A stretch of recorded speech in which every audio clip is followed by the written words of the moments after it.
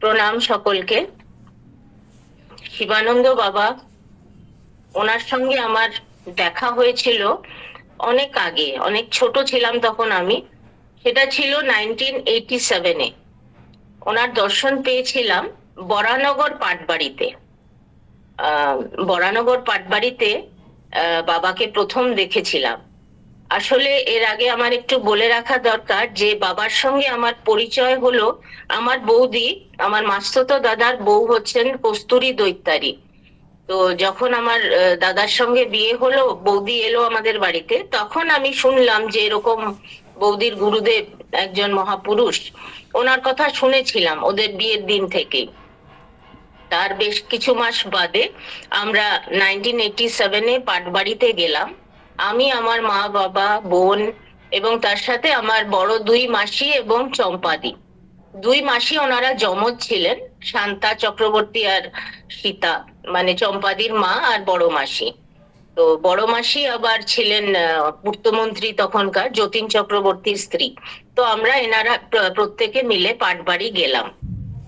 গিয়ে দেখলাম যে তখন বাবার 91 ইয়ার্স ওল্ড, 91 বছর বয়স, কিন্তু ছোটাছুটি করছেন পাটবাড়িতে। এক বেশ বড় এরিয়া পাটবাড়িতে, এদিক ওদিক বাবা ছুটছেন এবং দেখছেন সব দিকে কোথায় কি হচ্ছে, আমাদেরকে দর্শন করাচ্ছেন।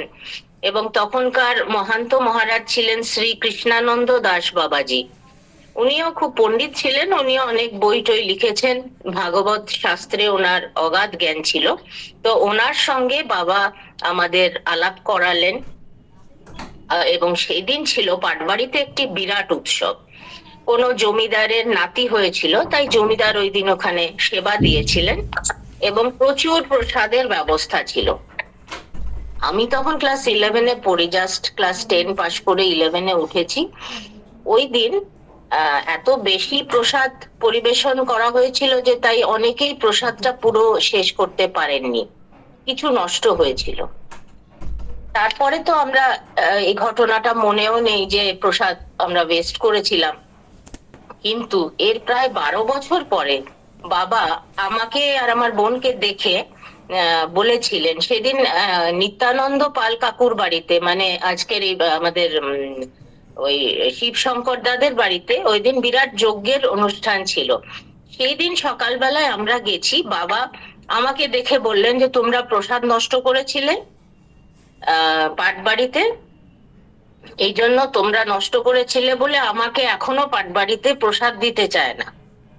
তো আমি অবাক হয়ে গেলাম, অবাক হয়ে ভাবলাম যে 12 বছর আগের, এর মাঝে বাবার সাথে খুব একটা দেখাও হয়নি, বাবা কি করে এটা বললেন? এটা তো ওনার স্মৃতি শক্তি হতে পারে না, এটা নিশ্চয়ই বাবার অলৌকিক দিব্য শক্তি।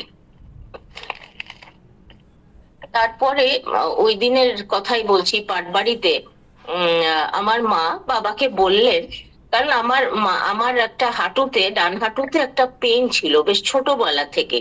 অনেক রকম ট্রিটমেন্ট হয়েছে কিন্তু কিছুই হয় না, পেনটা ঠিক ওরকমই ছিল। তখন আমার মা বাবাকে সে কথা বলাতে বাবা তখনই আমাকে আরোগ্য মন্ত্রটা লিখে দিলেন, সেই 1987-এ।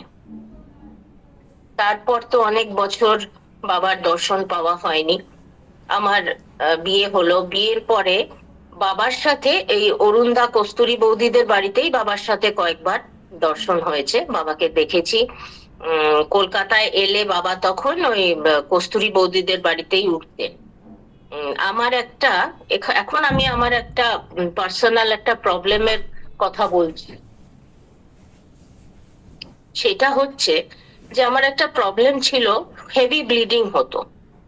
সেটা বুঝতেই পারছেন যে মেয়েদের মেন্সের সময়ের, এবং ব্লিডিং এবং অসম্ভব ব্যথা হতো।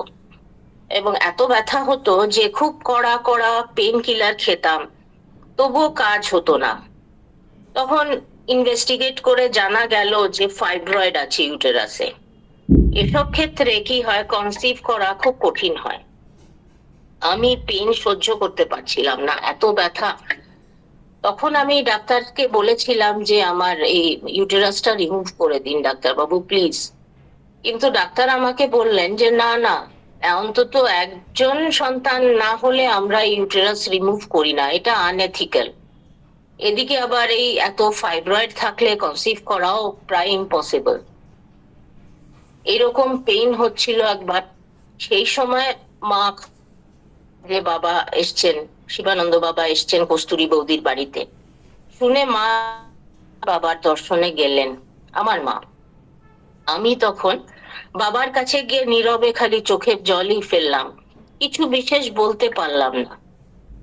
আমার মা তখন বাবাকে জানালেন আমার এই প্রবলেমের কথা, সংক্ষেপে জানালেন।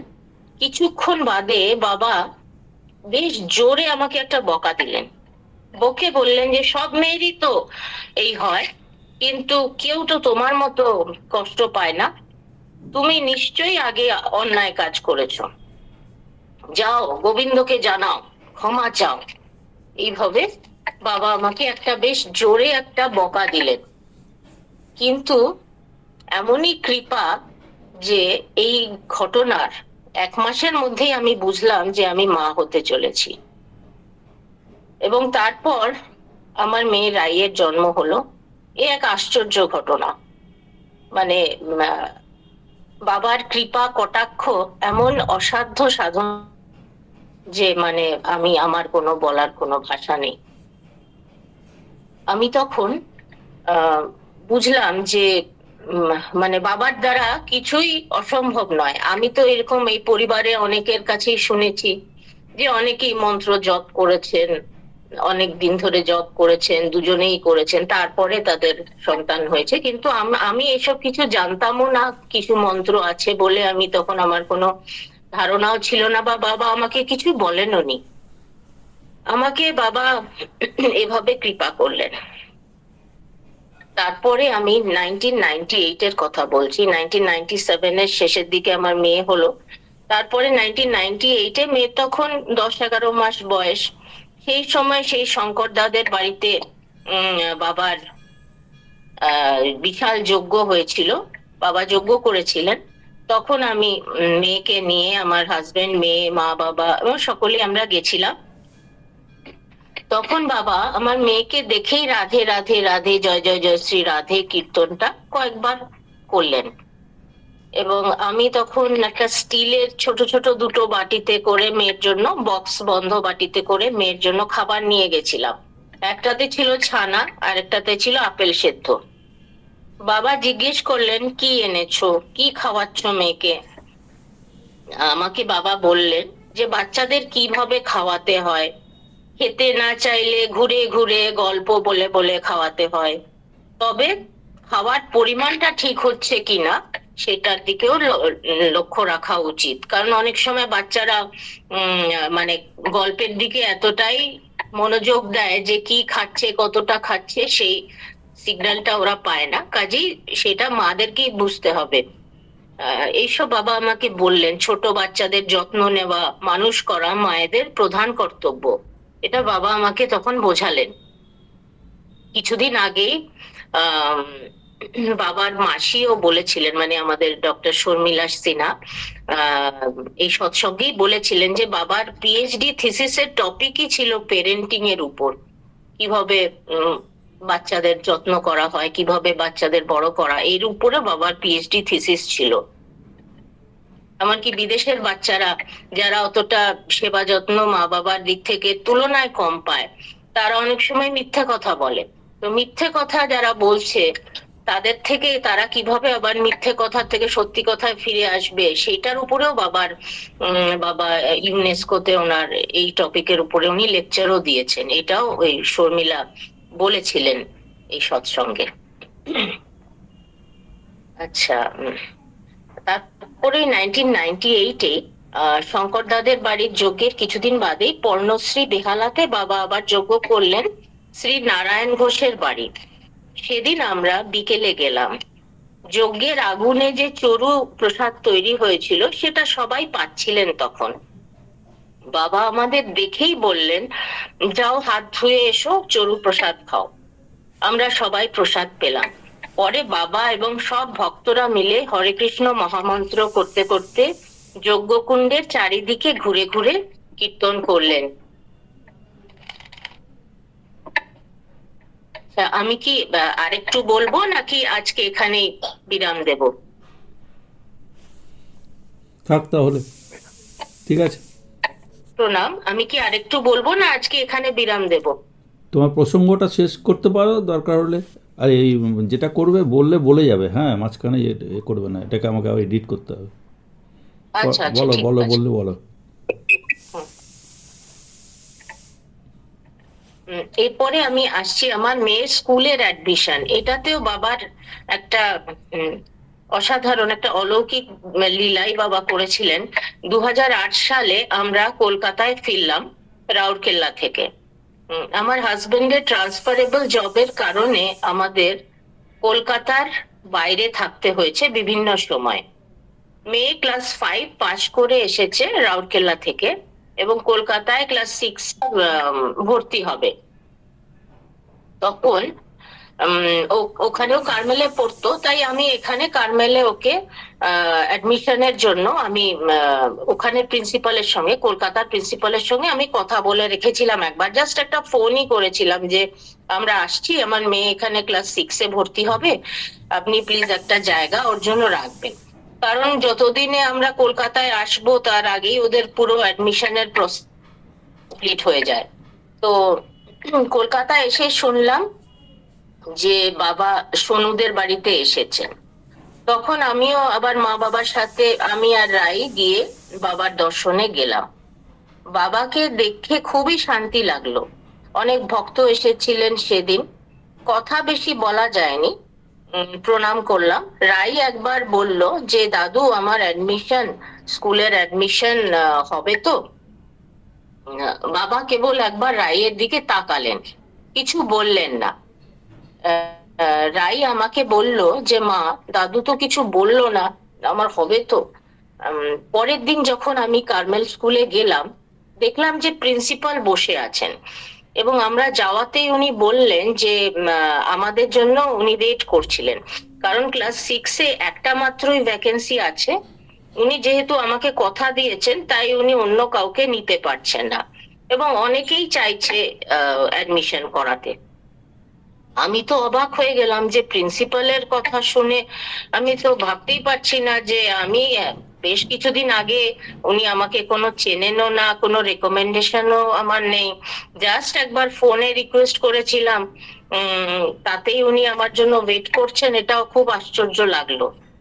তারপর মেয়ের তো এই স্কুলটা ভালো লাগলো না, ভর্তি হলো ঠিকই, ক্লাস করছে কিন্তু দেখছে যে কোনো ডিসিপ্লিন নেই, ক্লাসও ঠিকঠাক হয় না, ভীষণ অপরিষ্কার। তখন ওর ভালো লাগছে না।